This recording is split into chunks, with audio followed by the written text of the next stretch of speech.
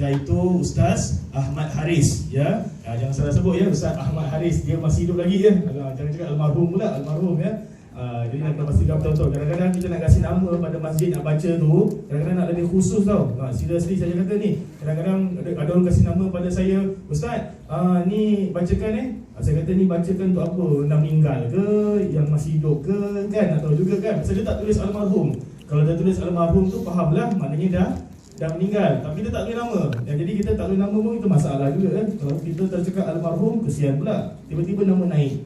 Nak tengok baca Yasin, dia expected baca doa selamat keluar almarhum Harun Ar-Rasyid.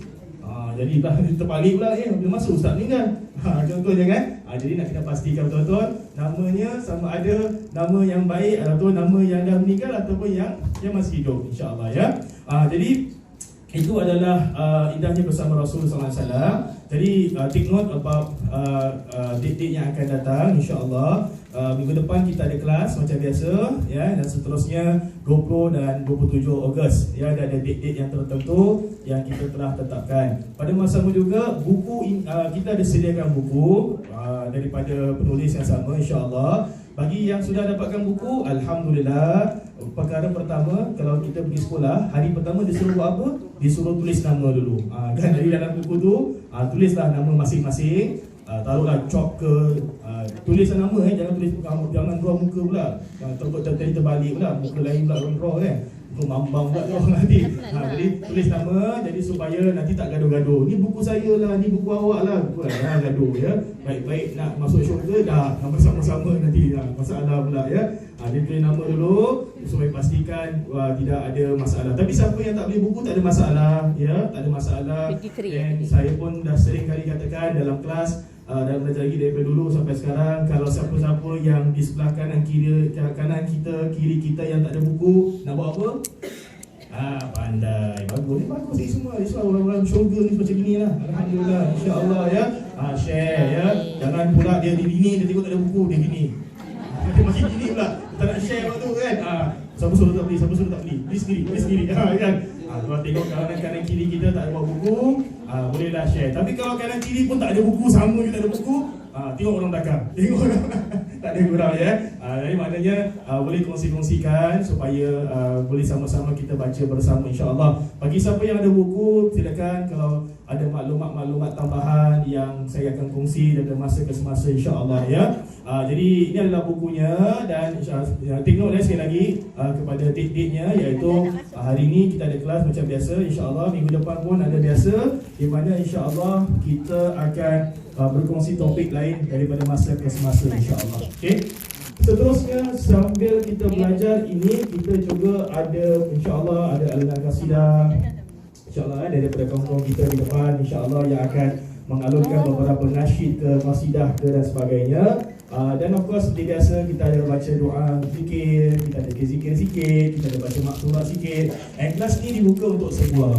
Jadi tak kira lah siapa pun kita untuk datang ke kelas. Tapi ingat ni bukan kelas fardu ain. Jadi kalau siapa-siapa yang bawah 21 tahun yang memang nak pergi ke, yang belum dapatkan kelas fardu ain, saya galakkan pergi kelas fardu ain, kelas belajar solat dan sebagainya. Saya ni bukan kelas nak belajar solat dan sebagainya ya. Tapi kalau setakat nak dengar-dengar, nak ramai-ramaikan, please kan ya. Tak kisah siapa pun anda, insya-Allah ya. Walaupun kita letak sini 21 tahun ke atas, tapi kita ada letak sesuai untuk 21 tahun ke atas. Yang ke atas tu umum lah.